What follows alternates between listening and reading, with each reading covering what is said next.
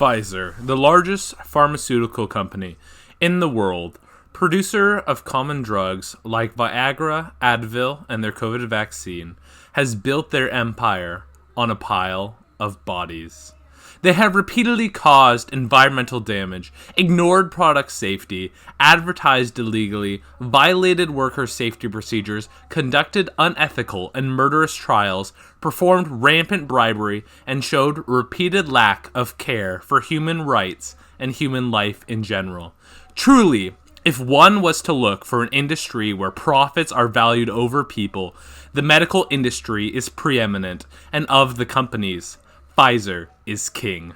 If I was to list everything Pfizer was accused of, it would take all day, so I'll focus on 3 different categories. Deliberate decisions that led to people's deaths, false and malicious advertising, and corruption and bribery. Now, for a company like Pfizer, it's hard to keep these areas separate, as lying about a drug can kill someone, but I will strive my best to keep things organized. Also, I hope you enjoy the first video in my Evil and Greed series. Pfizer definitely deserves to be the first with its recent positive media attention, but it will not be the last. Let's hop into the video. Death! The year is 1996, and Africa is experiencing the worst meningitis epidemic ever seen, and Pfizer, they sense an opportunity.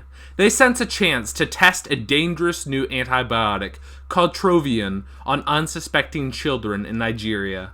They set up a trial with little regard for parental consent or human decency. People say that success covers a multitude of sins, and that is partially true. If their drug had worked, people may never have found out what they did. However, for Pfizer's trial of 200 kids, 11 die, and dozens more are left with lifelong injuries. 5 of the 100 children who took Trovion died, and it caused liver damage, while it caused lifelong disabilities in those who survived. But another group of 100 children were given the conventional gold standard meningitis antibiotic as a control group for comparison. 6 of them also tragically died because, the family said, Pfizer had given them less than the recommended level of conventional antibiotic in order to make Trovion look more effective. This is both tragic, avoidable, and unbelievably evil. Sacrificing kids in order to make your unproven antibiotic look better is truly a wicked deed. Sadly, this is far from the last time they chose profits over human life. In 1986, Pfizer had to withdraw an artificial heart valve after defects led to it being implicated in over 300 deaths. Pfizer paid hundreds of millions of dollars in compensation because they had continued using the hearts for 2 years after knowing about the defects. In 2004, Pfizer admitted that a 1999 clinical trial found that elderly patients taking Celebrex had greatly elevated risk of heart problems and had covered up the issue, leading to hundreds of deaths. In 2012, Pfizer had to pay around $1 billion to settle lawsuits claiming its Parampo drug, a hormone replacement, caused breast cancer.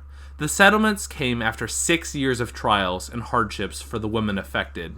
In 2013, Pfizer paid out $273 million to settle over 2,000 cases in the U.S. that accused its smoking drug treatment Chantix of provoking suicidal and homicidal thoughts, self-harm, and severe psychological disorders. Pfizer was also accused of improperly excluding patients with a history of depression or other mental illnesses from trials of the drug. This is pretty wicked. In 2020, Pfizer reached an agreement with thousands of customers for its depot testosterone drug in 2018 after they sued for increasing the likelihood of numerous issues, including heart attacks. If we know about these 6 instances of them covering up trials or continuing to offer drugs that they knew were faulty or dangerous, how many more issues go uncovered? How many more times have they sent people to their grave in order for another dollar, another line of profit? Advertising and pricing. Ho ho! In terms of pricing, Pfizer charges an arm and a leg and does all they can to remove other options. They have repeatedly rejected licensing agreements that would lower the cost of their drugs. They deliberately charge exorbitant prices for drugs in the US as there is nothing stopping them, while charging much lower prices in other countries. In 2012, when a bipartisan bill proposed allowing for drug reimportation from Canada due to their lower drug prices, Pfizer made all of their Canadian distributors share the destination country of their orders with the implicit threat of cutting them off if they sell to the US. But Pfizer doesn't just let their efforts stop at exploitative pricing. Oh no, they also maliciously and falsely advertise too. In 1991, Pfizer was required to pay a total of $70,000 due to misleading advertising for its plaque mouth rinse. In 1996, the Food and Drug Administration ordered Pfizer to stop making unauthorized and misleading medical claims for its antidepressant Zoloft. In 2000, the FDA warned Pfizer and Pharmaca, co-marketers of the arthritis drug Celebrex, that the consumer ads that they were running for the medication were false and misleading. 2 years later, the FDA ordered Pfizer to stop running a series of magazine ads that the agency said misleadingly suggested that its cholesterol-lowering drug Lipitor was safer than competing products. In 2003, Pfizer paid $6 million to settle with 19 states that had accused the company of using misleading ads to promote its Zithromax medication for children's ear infections. In 2004, Pfizer's subsidiary agreed to pay $430 million to resolve criminal and civil charges that it paid physicians to prescribe its epilepsy drug Neurotriton to patients with ailments for which the medication was not approved. Documents later came to light suggesting that Pfizer arranged for delays in the publication of scientific studies that undermined its claim for the other uses of Neurotriton. In 2010, a federal jury found that Pfizer committed racketeering fraud in its marketing of Neurotriton. The judge of the case subsequently ordered the company to pay $142 million in damages. In 2007, Pfizer's subsidiary agreed to pay $34.7 million in illegal marketing.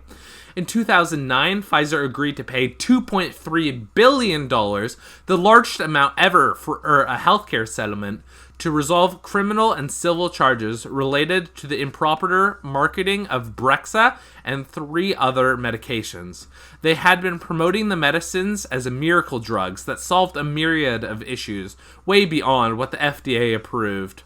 John Kopinski, a former Pfizer sales representative whose complaint helped bring about the federal investigation, told the New York Times, "The whole culture of Pfizer is driven by sales, and if you don't sell drugs illegally, you're just not seen as a team player." Which, based off of the number of illegal marketing complaints, seems true. In 2011, Pfizer agreed to pay $14.5 million to resolve federal charges that it illegally marketed its bladder drug Detrol. In 2011, the FDA told Pfizer that its online resources webpage on Lipitor contained misleading statements. In July 2012, Pfizer agreed to remove claims related to breast and colon health from its advertising for Centrum multivitamins as part of an agreement to settle a lawsuit brought by the Center for Science in the Public Interest, charging that the claims were unsubstantiated.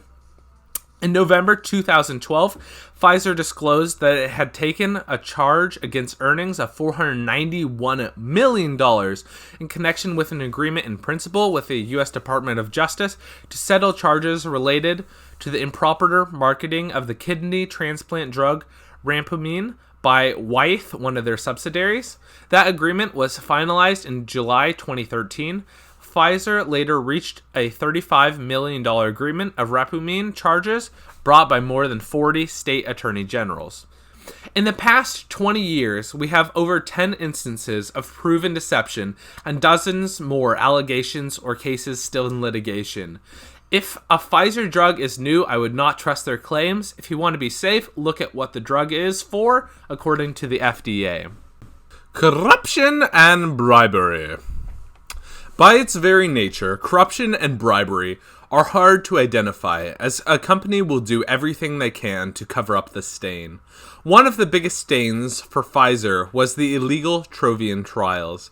They originally did the horrific trials in 1996 and had successfully covered them up until the year 2000, when the Washington Post published an expose uncovering it. Before litigation began, Pfizer hired investigators to dig up dirt on Nigeria's Attorney General as a way to get leverage in the cases. This is according to their own leaked internal documents. Instead of fessing up and doing the right thing, they continued to cover up their evil deed.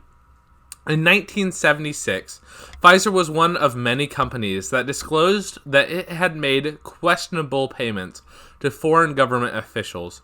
The company said that about $265,000 had been paid to officials in 3 countries, but did not identify them. In 2010, Pfizer disclosed that during a 6-month period the previous year, it had paid $20 million to some 4,500 doctors and other medical professionals for consulting and speaking on the company's behalf. This was the first time the company had made public its spending of this kind. According to leaked internal documents, this was part of their plan to turn doctors into marketers for their products. It is unclear whether this strategy is still in use today, though it is quite likely it continues in some form. In August 2012, the U.S. Securities and Exchange Commission announced that it had received a $45 million settlement with Pfizer to resolve charges that its subsidiaries, especially Wyeth, had bribed overseas doctors and other healthcare professionals to increase foreign sales. And lastly, in February of 2021, after a year-long investigation relying on unnamed officials, Pfizer was accused by the Bureau of Investigative Journalism of employing high-level bullying against at least 2 Latin American countries during negotiations to acquire COVID-19 vaccines, including requesting that the countries put sovereign assets as collateral for payments. According to TBIJ, these negotiation tactics resulted in a months-long delay in Pfizer reaching a vaccine agreement with one country and a complete failure to reach agreements with 2 other countries, including Argentina and Brazil. This is pretty despicable, as you are making desperate countries offer up assets they can scarce afford to lose. And now, the most blatant form of corruption. The previous FDA head is now on the Pfizer board of directors. Conclusion. Greed is an underpinning assumption of our capitalist system we live in today. Some people, like Ayn Rand, take it a step further and go as far as to say greed is good. Pfizer is a natural result of what happens when a company truly embraces this philosophy. They put profits above people, above common decency, above what is right, and in doing so have become evil. Any system must be underpinned by common shared values and morals, or else the system will never benefit the common man. Sadly, it is all too common nowadays for companies to sacrifice these values on the altar of profit. Through this series, I intend to highlight greed and evil in the hopes that someone someday can do something to curtail the worst offenders, because it needs doing. Corporations are not inherently evil and greedy. Pfizer itself was started in the 1850s by 2 German immigrants looking to do some good, developing anti-parasitic medicine. Sometime from then till now, they lost their way and become about growth at all costs.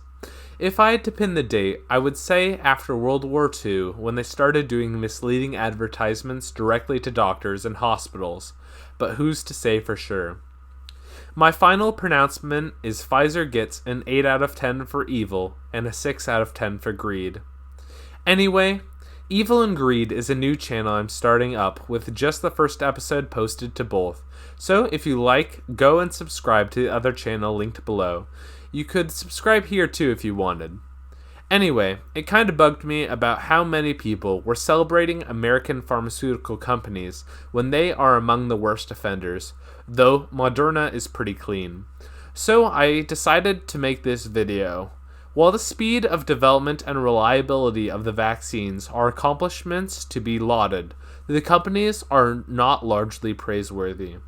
As this is also the first video of the series, feedback is highly appreciated, and let me know what you think and whether this series is worth continuing.